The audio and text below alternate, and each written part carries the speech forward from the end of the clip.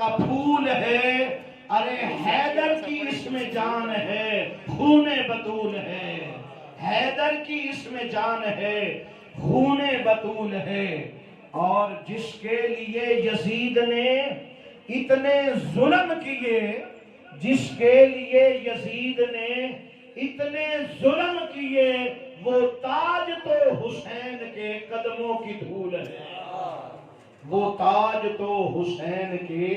قدموں کی دھول ہے۔ اور حسین نے جو کربلا میں پیغام دیا ہے، ساری امت کو پیغام دیا ہے، اور بالخصوص لبیک والوں کو پیغام دیا ہے کہ جھکنا اے راز فاسق و فاجر کے سامنے، جھکنا اے راز فاسق و فاجر کے سامنے، ارے توہین بندگی ہے، شکست اصول ہے، توہین بندگی ہے، شکست اصول ہے۔ میرا حسین باغ نبوت کا پھول ہے۔ احباب ذی وقار، محترم معزز حاضرین و سامعین کرام، السلام علیکم ورحمۃ اللہ وبرکاتہ۔ وعلیکم السلام ورحمۃ اللہ وبرکاتہ۔ آج کی یہ عرش مبارک کی تقریب ماشاءاللہ ہر سال کی طرح جناب قبلہ عالم حضرت علامہ استاد الاساتذہ محترم جناب قاری مولا بخش صاحب چشتی گورڑی رحمت اللہ علیہ کے اصال ثواب کے لیے سجائی جاتی ہے۔ میں سمجھتا ہوں کہ حضرت قبلہ مولا بخش صاحب کی بخشش کا یہ کتنا خوبصورت ذریعہ ہے کہ ان کے سارے بیٹے دین کے ساتھ منسلک ہیں اور دین کی اشاعت کر رہے ہیں۔ ماشاءاللہ الحمدللہ اگر دیکھیں تو حضرت علامہ مولانا مفتی محمد صدیق سالی صاحب آپ بہترین دین کا کام کر رہے ہیں، دارالافتاء بھی چلا رہے ہیں، اور ان کے ساتھ ساتھ حضرت علامہ مولانا قاری رحیل صاحب آپ بھی ماشاءاللہ الحمدللہ دین کے کام میں لگے ہوئے ہیں۔ دوسرے ان کے بھائی قاری وقار صاحب اور دوسرے بھائی جو ہیں کلر میں جو اویس صاحب، وہ بھی ماشاءاللہ دین کے کام میں لگے ہوئے ہیں۔ تو یہ کتنی بڑی سعادت ہے حضرت کی کہ انہوں نے اپنے سارے بیٹوں کو دین کے معاملات میں لگا دیا۔ اللہ جل شانہ ان کی قبر کے اوپر رحمتوں اور برکتوں کا نزول فرمائے۔ وقت زیادہ نہیں ہے، بس 2-4 منٹ کے اندر میں نے امام علی مقام امام حسین کی بارگاہ میں اپنی عرضی پیش کرنی ہے۔ کیوں؟ ان کی یاد منا کر ایمان کو تازہ کرنا ہو اور یہ مقصود ہو، اور اپنے جذبات کو ابھارنا ہو یہ مقصود ہو، تو ایسی محفل کا سجانا ضروری ہے۔ اور اگر خالی رونے رلانے والی بات ہو یا دکھڑے سنانے والی بات ہو تو پھر اعلیٰ حضرت فرماتے ہیں کہ امام حسین کا ذکر اس انداز میں کرنا کہ لوگ روئیں اور رو کر اپنا اس غم کے اندر مبتلا ہو جائیں، تو اعلیٰ حضرت نے ایسا ذکر کرنے سے منع فرمایا ہے کہ اس طرح امام علی مقام امام حسین کا ذکر ایسے نہیں کرنا کہ لوگ دنیا رونے لگ پڑے۔ ہاں غم ضرور ہے، دکھ ضرور ہے، لیکن ہمارا یہ ایمان ہے کہ جو اللہ کے راستے میں مارے جاتے ہیں وہ مردہ نہیں ہوتے۔ رب العالمین فرماتا ہے وَلَا تَقُولُوا لِمَن يُقْتَلُ فِي سَبِيلِ اللَّهِ أَمْوَاتٌ، جو اللہ کے راستے میں قتل ہوں انہیں مردہ نہ کہنا، وہ مردہ نہیں ہے، لیکن تمہارا شعور اتنا کمزور ہے، تمہاری عقل اتنی کم ہے، تم ان کی زندگیوں کو سمجھ نہیں سکتے۔ وہ زندہ ہیں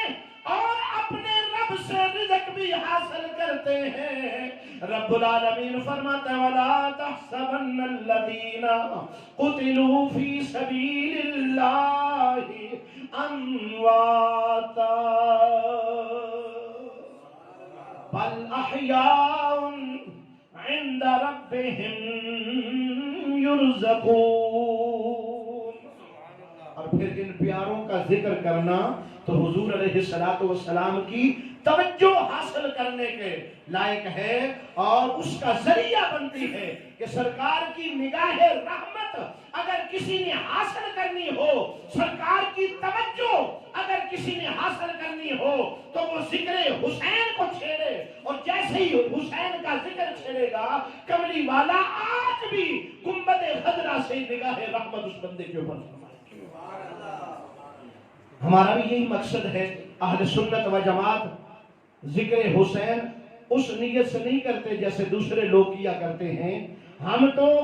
اپنے گناہوں کو بخشوانے کے لیے اور کملی والے کی نگاہ رحمت حاصل کرنے کے لیے سرکار کا ذکر خیر کرتے ہیں۔ عزیزان من، دوستانہ گرامی قدر، یہ تو قرآن کا پیغام ہے کہ شہید زندہ ہے۔ بولیے شہید زندہ، ایک بار پھر بولیے شہید۔ وہ آج سے 1400 سال پہلے اگر تھے وہ بھی زندہ تھے، اور جو آج اللہ اور اس کے رسول کے راستے کے اوپر اپنی جانوں کا نذرانہ پیش کرے، یا جناب والا فیض آباد کے چوک میں اپنی جانوں کا نذرانہ پیش کریں، تو آج کے وہ لوگ بھی زندہ ہیں جو اللہ رسول کے نام کے اوپر اپنی جانوں کا نذرانہ پیش کرتے ہیں۔ یہ بات نہیں ہے کہ اب قرآن مجید فرقان حمید کا نزول تو رک گیا، قرآن مکمل ہو گیا، تو اب جو اللہ کے راستے میں یا اپنے وطن کی خاطر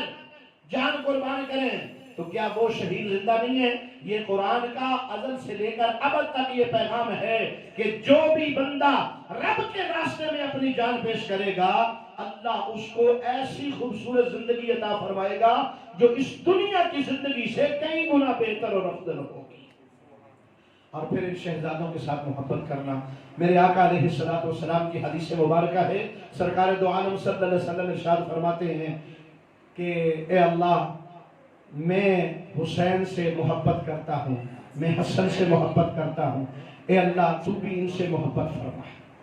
کیا خوبصورت بات ہے، اور کیا حضور کی دعا ہے ہم سب کے لیے جو حسین سے محبت کرتے ہیں، ان سب کے لیے یہ حدیث مبارکہ ہے۔ سرکار اللہ کی بارگاہ میں یہ عرضی پیش کرتے ہیں، باری تعالیٰ میں حسین سے محبت کرتا ہوں، حسن سے محبت کرتا ہوں، اے اللہ تو بھی ان سے محبت فرما۔ اور بات ختم نہیں ہوئی، سرکار نے آگے کی جملہ ارشاد فرمایا، میرے آقا علیہ الصلوۃ والسلام فرماتے ہیں، اے اللہ جو حسین سے محبت کرے تو ان سے بھی محبت فرما،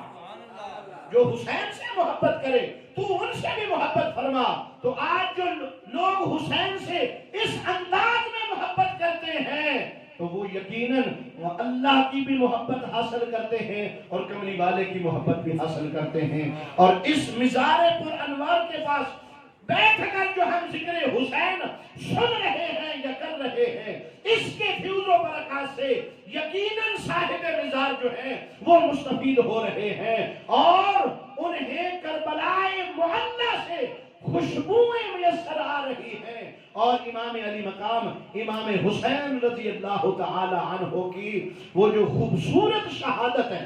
اسے ہم خوبصورت شہادت کہیں گے۔ دیکھیے جی کہ یہ تو ایک امتحان تھا کربلا والوں کے لیے، امتحان تھا، اور آپ دنا لوگ بیٹھے ہیں کہ امتحان دینے والے کے لیے اس کے والدین، اس کے عزیز، اس کے رشتہ دار یہ دعا کرتے ہیں، اے اللہ ہمارے بیٹے کو امتحان میں کامیاب فرمانا۔ کبھی کسی نے یہ کہا ہو کہ یا اللہ ہمارے بیٹے کو اس امتحان سے محفوظ فرمانا یا بچا لینا کہ یہ اس امتحان میں نہ آئے؟ ایسی کبھی کسی نے دعا نہیں کی، بلکہ کامیابی کی دعا ہوئی ہے، اور سرکار دو عالم صلی اللہ علیہ وسلم نے بھی اپنے نواسے کے لیے دعا فرمائی، اللہ میرے حسین کو ہر میدان میں کامیاب کرنا۔ اور یہی وجہ ہے کہ امام علی مقام امام حسین رضی اللہ تعالی عنہ نے جو خوبصورت قربانی پیش کی ہے، جو خوبصورت شہادت حاصل کی ہے، اللہ تعالیٰ ان کی برکت سے آج تک جتنے بھی شہید ہونے والے لوگ ہیں، چاہے وہ جنگوں کے اندر شہید ہوئے ہیں، چاہے وہ ہمارے پاکستان کی سرحدوں کے اوپر اور کشمیر کے اندر، فلسطین کے اندر اور افغانستان کے اندر جن لوگوں نے شہادتیں حاصل کی ہیں، حضرت امام حسین کی شہادت کی برکت سے اللہ ان کو بھی اعلیٰ علیین کے اندر جگہ بھی عطا فرمائے اور شہادت کے مراتب میں سے ان کو درجے بھی عطا فرمائے۔ میری دعا ہے اللہ جل شانہ آج کی اس خوبصورت محفل کو اور اس عرس مبارک کی تقریب کو اپنی بارگاہ میں قبول فرما کر ہم سب کے لیے توشہ آخرت فرمائے۔ آخر دعوانا الحمدللہ رب العالمین۔